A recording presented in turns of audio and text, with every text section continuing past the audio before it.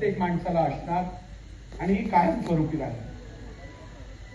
बांधवांनो, नेते अनेक होऊन जातात, पण सगळ्या समाजाला सोबत घेऊन सगळ्यांना न्याय देत अखंड देशाचं नेतृत्व करण्याची क्षमता ही काही लोकांमध्ये असते आणि ती क्षमता आदरणीय आठवले साहेबांमध्ये आपल्याला दिसून येते।